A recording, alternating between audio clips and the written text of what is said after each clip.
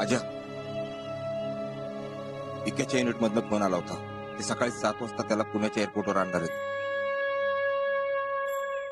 तिथनं आपल्या अँब्युलन्स पण आणावं लागेल. उद्या पहाटेला तिकडेच जातोय. लष्करी मोहम्मद त्याच्यावर अंतिम संस्कार करावे लागतील. हे बघ, तवर इथं सगळं तुलाच सांभाळायचंय. आता इक्याची जागा तुलाच घ्यायला लागणार आहे.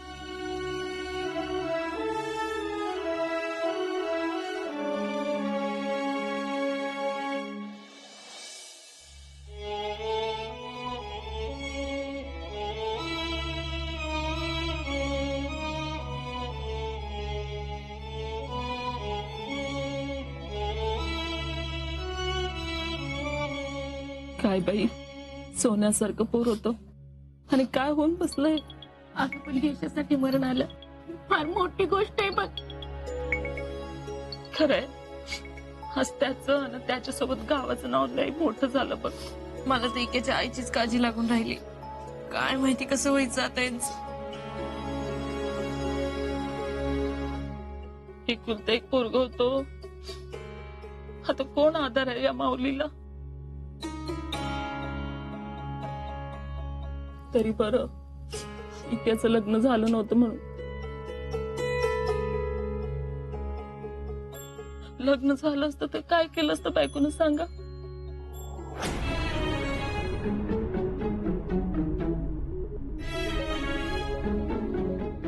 अक्का, अजिंक्य केव्हा जाणार आहे तू?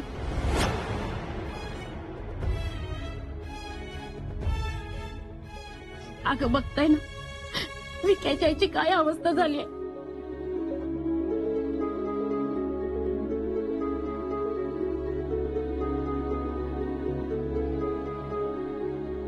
अगं बाय, हा फोटो जर आता खाली काढलेला बघितला ना तर माझं तर काही खरं नाही. अगं त्याला ना त्याच्या वस्तू इकडच्या तिकडे झाल्या ना त्याला अजिबात आवडत नाही कुठं.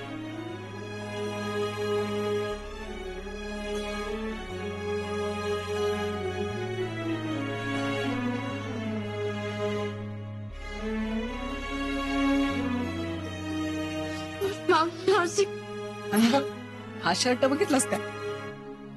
त्याच्या वाढदिवसाला घेतला होता, घातलाच नाही. म्हणला जाताना घेऊन जातो, पण राहिलाच. आता आला ना मला ह्यो शर्ट घालायला देणार आहे.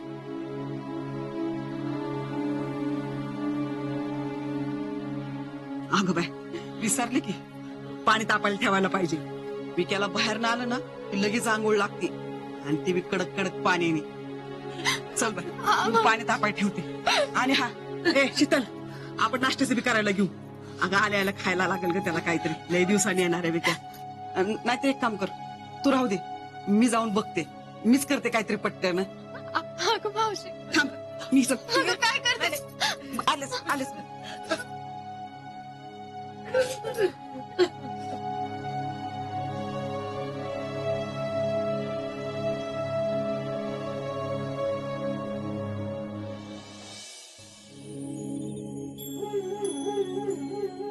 राहुल्या,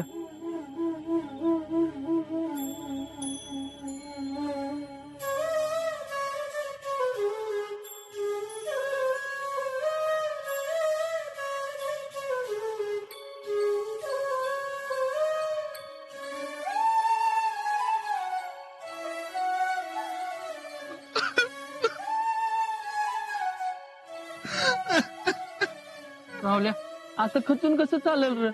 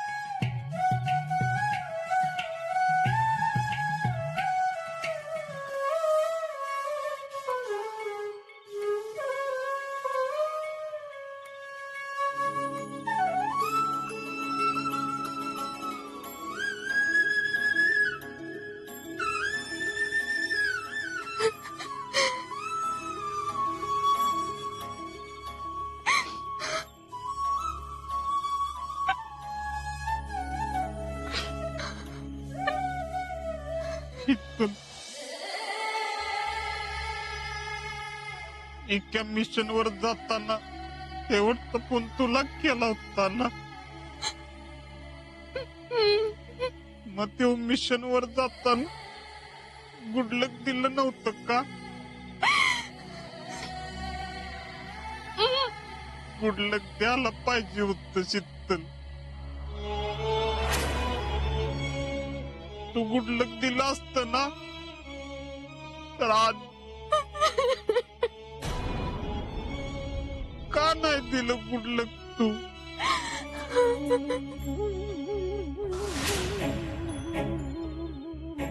अगं बाई, माझं गुडलक त्याच राहिलंच की. तू गुडलक दिलं होतं म्हणून ते भरती झाला होता ना. अगं मला लेटर आलं मेडिकलचं. आर्मीच्या मेडिकल साठी सिलेक्ट चालू आहे. माझं गुडलक कामाला आलं का नाही? अजून मेडिकल क्लिअर व्हायची. होणार ते बी होणार. माझं गुडलक आहे त्याच्या बरोबर.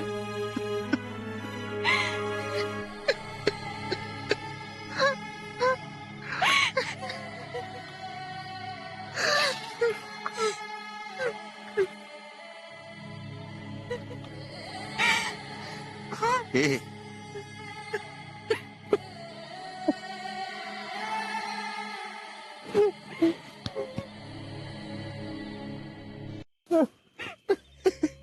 अरे बास करा पोरांनो.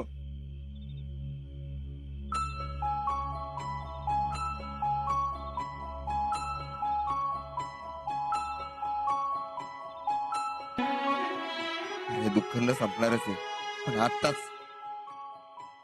आपल्या सगळ्यांना स्वतःला सावरलं पाहिजे. फौजी काय केलं इक्यानं? देवानं असं का केलं?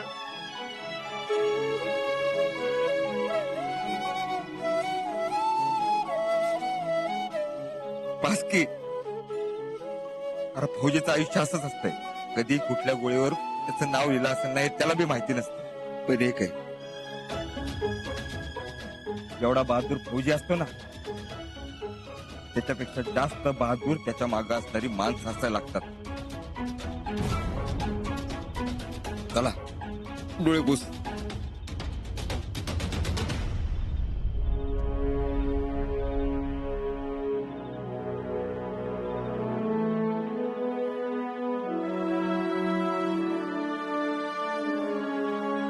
किस्त बॅनर आणलेत रे भैया 6 बॅनर आणलेत 8x10 आणि 10x10. गावातल्या प्रत्येक गल्लीत त्याचा बॅनर लागला पाहिजे. वय भैया. फुलाची व्यवस्था झाली का? हा आणलेत, मागवल्यात. जमे आपल्या बंगल्यावर फोन कर आणि त्या गाड्याला सांग ट्रॅक्टर ट्रॉली 2 घेऊन या इकडं. सांगतो भैया. आली की सजवून घ्या.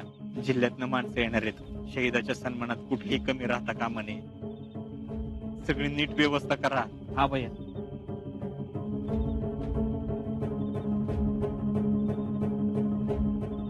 कसं आहे, उद्या जर का गावात कोण शहीद तर आपल्याला माहिती पाहिजे ना सगळी.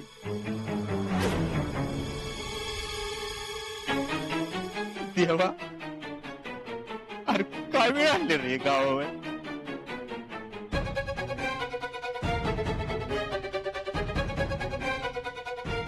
रामकृष्ण हरी, रामकृष्ण हरी. भैया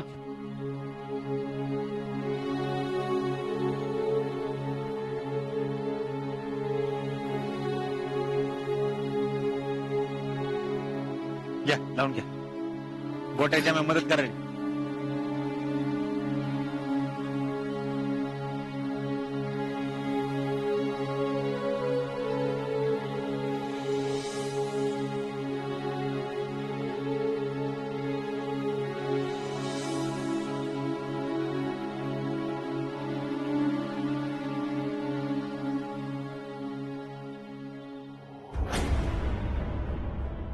बेट्या, इक्याऐवजी तूच जायला पाहिजे होतास. आता याच्यासारखं तुझं पण बॅनर लावायचं भाग्य आम्हाला लाभो हीच परमेश्वराकडे इच्छा. गॉड, यू आर लिस्निंग ना? लवकरच तो दिवस येऊ दे. आपण आता चांदवडी या गावामध्ये आहोत.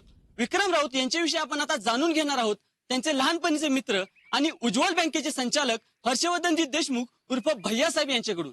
भैयासाहेब, काय भावना आहेत, काय सांगाल? विक्याबद्दल काय बोलू, किती बोलू आणि कसं बोलू असं आमचं झालंय. विक्या आमचा लहानपणापासूनचा अगदी जवळचा मित्र होता. खरं तर विक्या जाण्याने त्याचा अभिमान बाळगावा का दुःख या द्विधा मनस्थितीमध्ये मी अडकलेलो आहे. खरं तर आज आम्ही त्याच्या ठिकाणी असतो. म्हणजे आम्ही सुद्धा आर्मीसाठी ट्राय केला होता. लेखी फिजिकल सगळं क्लिअर केलं होतं. पण निवड करताना आर्मीवाल्यांसमोर 2 ऑप्शन होते. दुसरा जो होता का नाही त्याची परिस्थिती काही एवढी नव्हती आणि त्याचं वय पण पुढच्या ट्रायला बसणार नव्हतं. तेव्हा आम्ही नाही गेलो. मग पुढच्या वेळी आम्ही ट्राय केलं, त्यावेळी आमचे वडील केले आणि सगळी घरची जबाबदारी आमच्यावरती आली. आता विक्या एवढं भाग्य काय आमच्या नशिबात नाही. आपल्या भारत मातेची सेवा आम्ही सीमेवर जाऊन करू शकत नसलो तरी आम्ही आमच्या पातळीवर गावात करतोच आहे. विक्याच्या पुढे आमचं हे काय बलिदान नाही. आणि आज या ठिकाणी विक्रम खऱ्या अर्थानं अमर झालाय असं आम्हाला वाटतंय. विक्या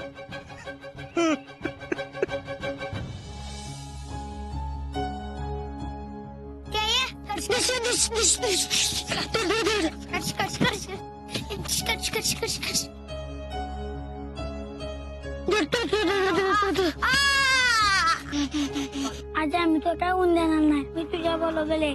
तुला गोली मारण्याला मी अजिबात सोडणार नाही.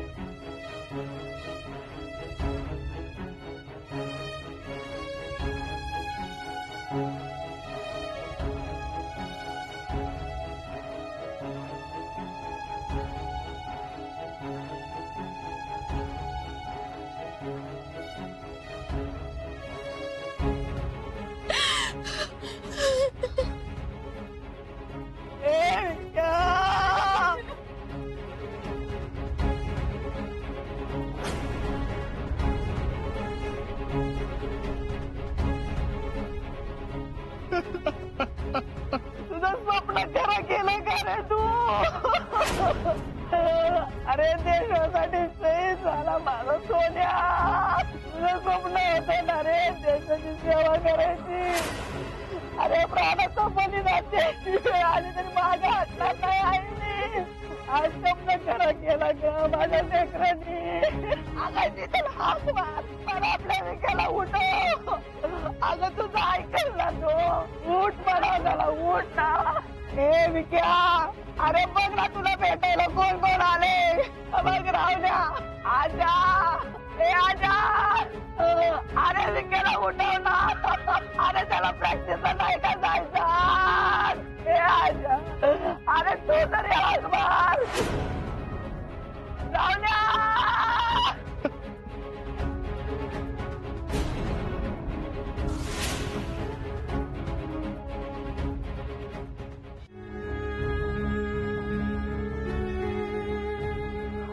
तू फक्त ये गावात परत. जंगी स्वागत करते का नाही बघ तुझं. आणि हा ओवाळायला मीच असणार आहे पहिली. हा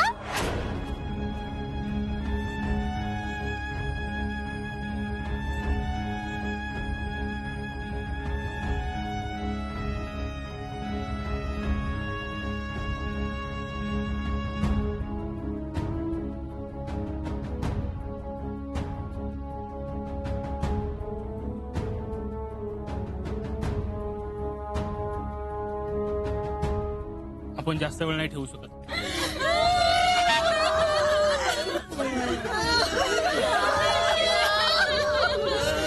अरे मला बघू दे ना डोळ्यावरून माझ्या पोराला. मला बघू दे ना शेवट. मला नाही जायचं.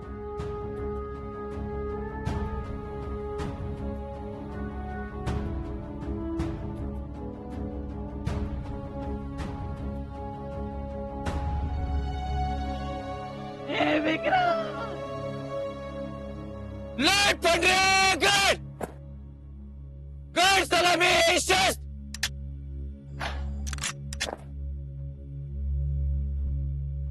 गड शोक शस्त्र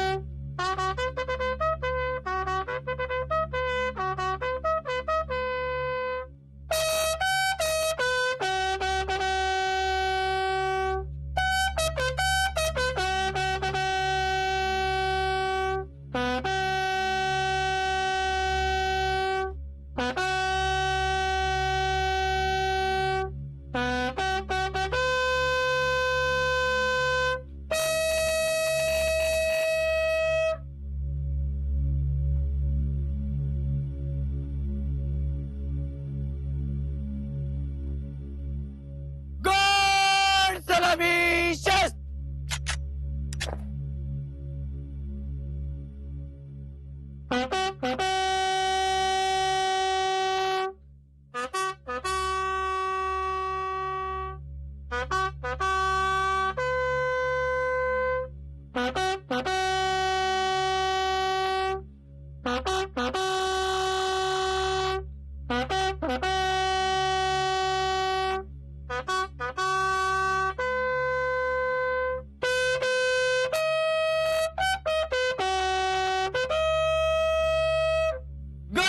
बाजू शस्त्र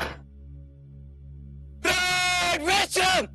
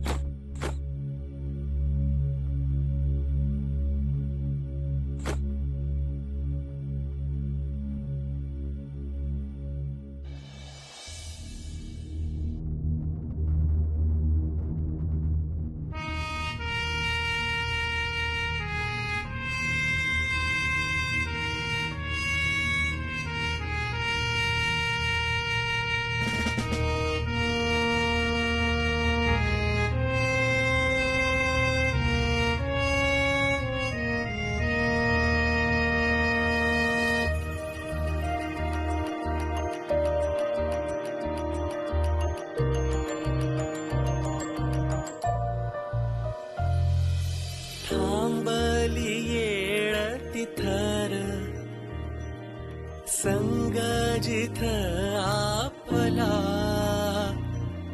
सोबत दिन तुझ्यार क्षण तो खरा जगला आयुष्याला लगा हरवून आयुष्याला लगा हरवून डाव ह्यो आखरी जिंकला हा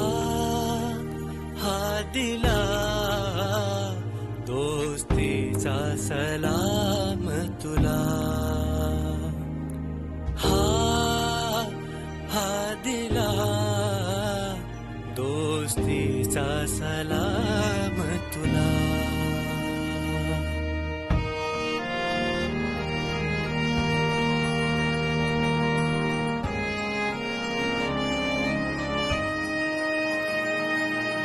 मैतर होता जीवाचा घोर जीवाला आता किती आठवू आठवणी अभिमान पुरी दाटला आयुष्याला लगा हरवून आयुष्याला लगा हरवून डाव ह्यो आखरी जिंकला हा दिला दोस्तीचा सलाम तुला हा दिला दोस्तीचा सलाम तुला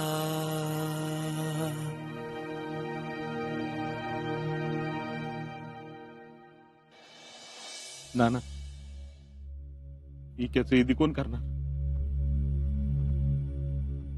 नाही म्हणजे एकटाच होता ना तो त्याच्या पाहुण्यांपैकी कोण करणार आहे का ते विचारायला गेलाय हनुमंता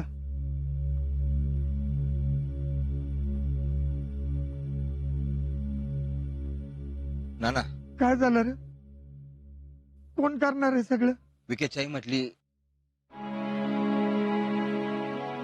आजीचा हात नव्हते सगळं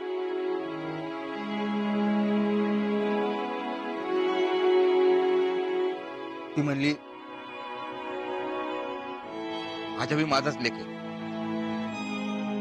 अजिंक्य आग्नी तुम्हीच द्या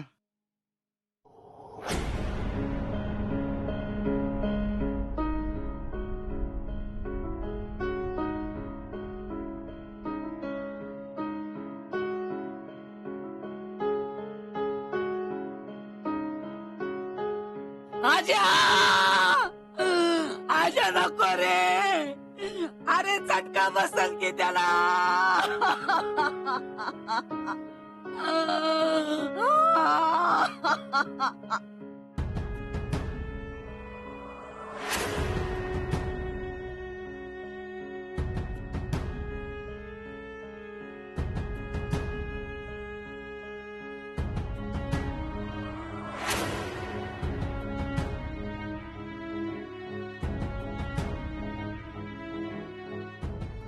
मावशी तू शांत कशी शांत अगं मी केवढा लहान असताना त्याचे वडील गेले तेव्हापासून त्याच्याकडे बघून दिवस काढले ग मी अगं या हाताने लहानाचा मोठा केला त्याला आजाच्या नावाने त्याला पण आर्मीचं याड लागलं अगं भरती पण झाला माझा विक्या आणि आज मग देशासाठी लढताना शहीद झाला ग आता तुझ्या माघारी कसं जगू रे मी मला तुझं लय अभिमान आहे माझ्या बाळा पण आता कसं जगू सांग अरे तुझ्या बरोबर आता चुकणी जगायचा अधिकार नव्हता का माझा तुझा संसार बघण्याचा अधिकार नव्हता का रे माझा आता कसा मला एकटीला सोडून गेला रे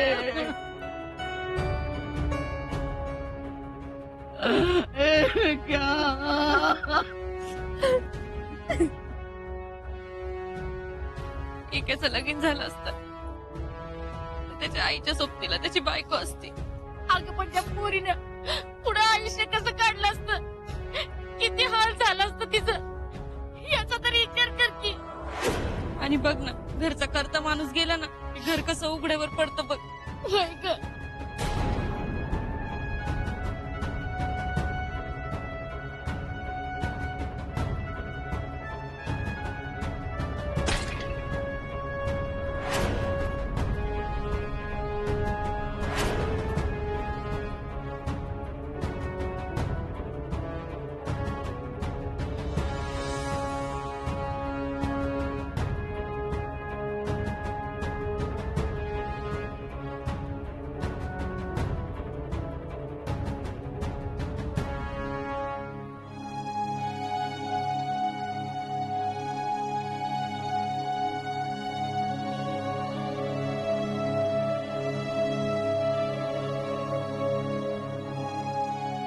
अजिंक्य,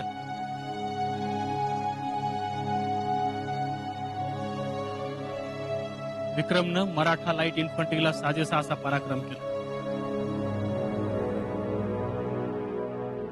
त्याच्या युनिट मधले आम्हाला सांगत होते, शेवटपर्यंत तो लढत राहिला. 4 गोळ्या लागल्या तरी जागचा हल्ला नाही. विक्रमचा आम्हा सगळ्यांना अभिमान वाटतो.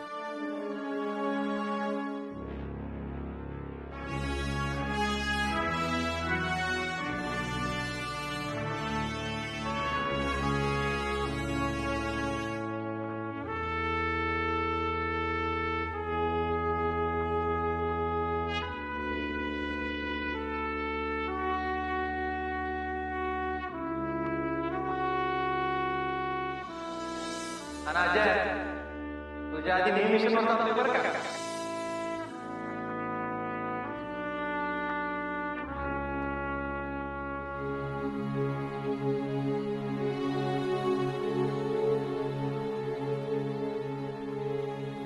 आज्या, तुम्ही दोघं माझं दोस्त होता.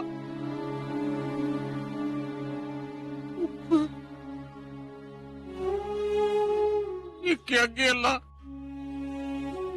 तू पण निघालास. मला एकट्याला सोडून जाऊ नका रे.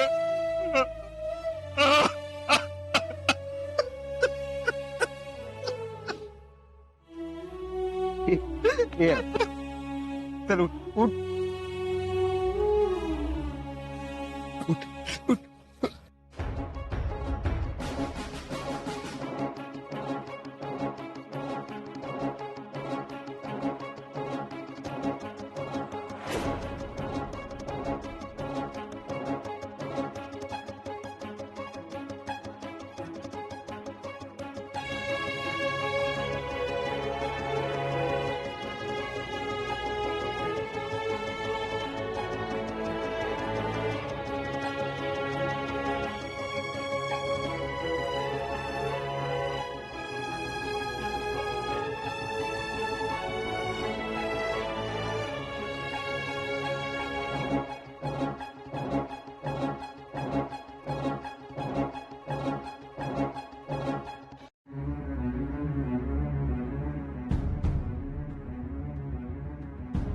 एकाचं लगीन झालं, त्याच्या आईच्या सोबतीला त्याची बायको असते. अगं पण त्या पोरीनं पुढं आयुष्य कसं काढलं असतं, किती हाल झालं असतं तिचं.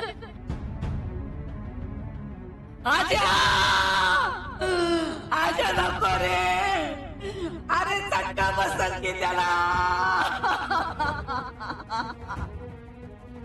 आणि अजय, तुझ्या आधी नेहमी मिशन होता बरं का.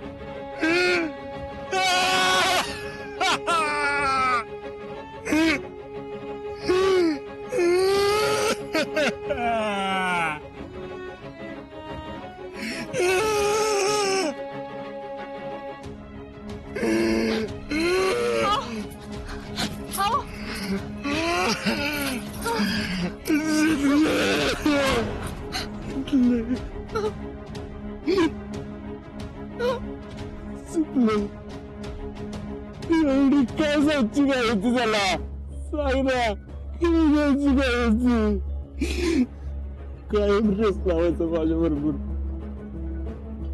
प्रत्येक गोष्ट माझ्या आधी करायची सवय आहे त्याला अरे तुला मी असं मी सगळं केलं असतं खरं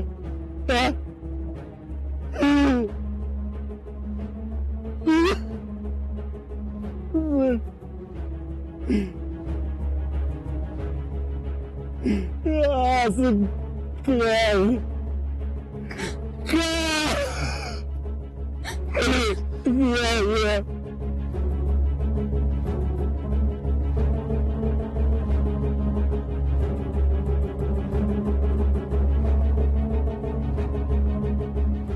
तिथले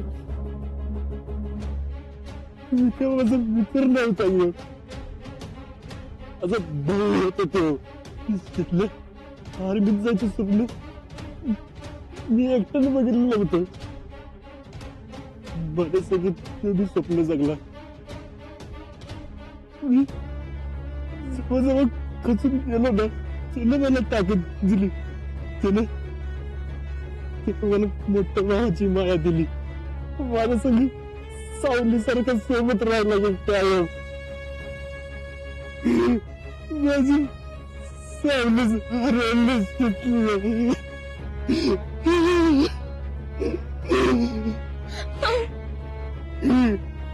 सुटली आई गेली वडील गेलो हो काही कळत नव्हतं ग पण आता आपला हक्काचा माणूस गेला त्याची जाणीव कळते बघ अजात मरणाला भीत नाही पण आज काळीच हादरली शिकले माझं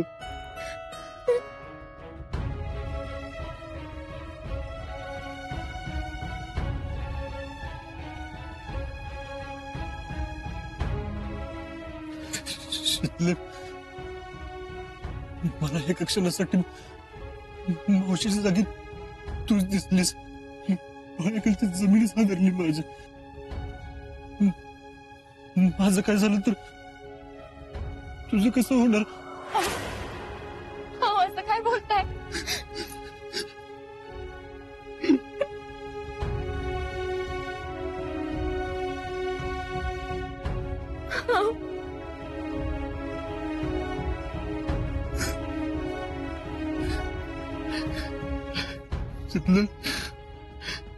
राहुल पण तू मला एकट्याला सोडून जाऊ नको रे आजा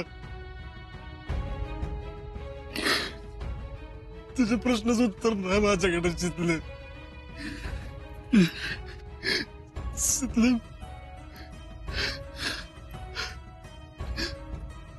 आर्मीत जाणं माझं स्वप्न आहे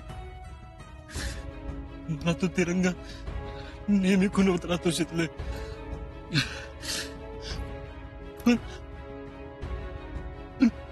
मी गेलो तुझं काय होणार तू माझी जबाबदारी शिकले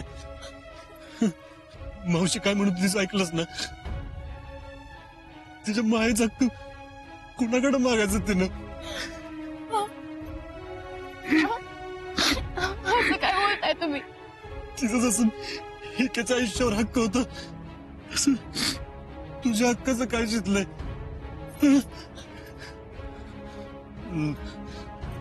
तुझ्यावर असं दिसायला मला नाही समजणार शिकले मी माझं पाय नाही आणणार इथनं शिकले मी तुला नाही सोडून जावं शिकलं मी नाही सोडून जावं नाही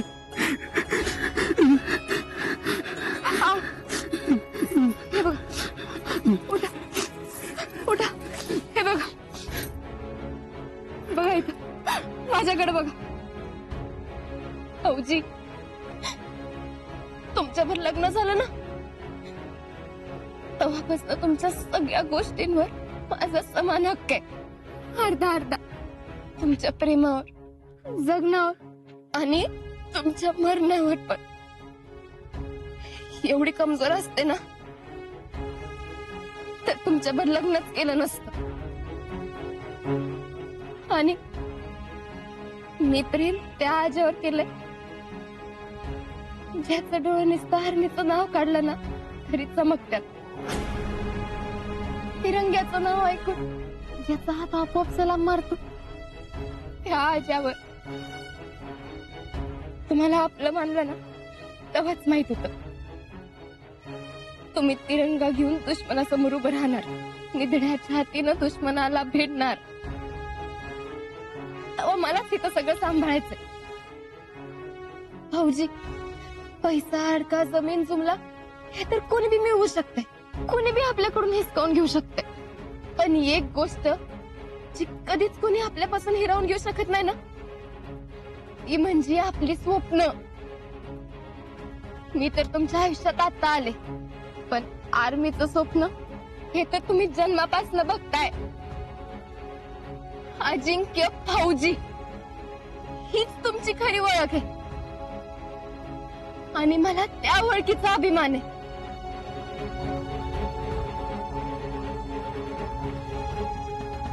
मरण कुणाला चुकवता आलंय? कुणाला घरी बसल्या बसल्या येतं, कुणाला गाडी खाली चिरडून, कुणाला शेतात राबता राबता. पण ज्याच्या मरणाचा सोहळा होतोय असं भाग्य फक्त आणि फक्त फौजीलाच लाभतं. तुम्हीच मला म्हणायचं ना शितले 10 रुपयाच्या कपनात कोण बी गुंडळून जाते पण तिरंग्यात लपटून जायची शानच वेगळी असते.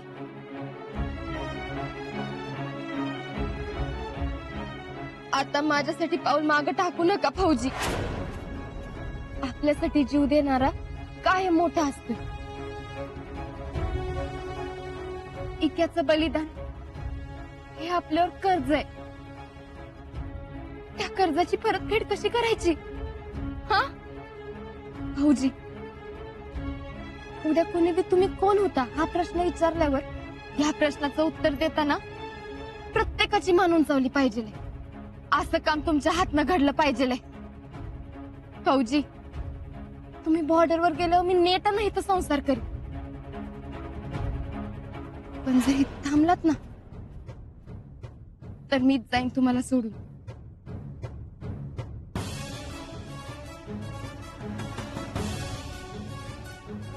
अजिंक्य, आमचे नाना म्हणतात माणसानं काय बी करावं पण दिलेलं वचन कधीच मोडू नये. तुम्ही भारत मातेला साक्षी ठेवून सगळ्या भारतीयांना वचन दिलं होतं त्यांच्या रक्षणाचं. मग आता ती कसम मोडून कसं चालल? त्या दिवशी फक्त तुम्हीच नाही तर तुमच्यावर मी बी कसम घेतली होती आयुष्यभर तुमच्या पाठीशी उभी राहायची, तुमच्या वचनासाठी जगायची. फौजी, आता तुमच्यासाठी नाही तर माझ्या वचनासाठी तुम्ही बॉर्डरवर जायचं, तिरंग्यासाठी लढायचं. उठा फौजी, उठा.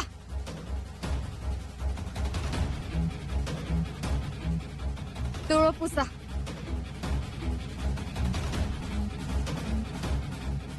आणि पुन्हा नव्यानं तीच कसम घ्या.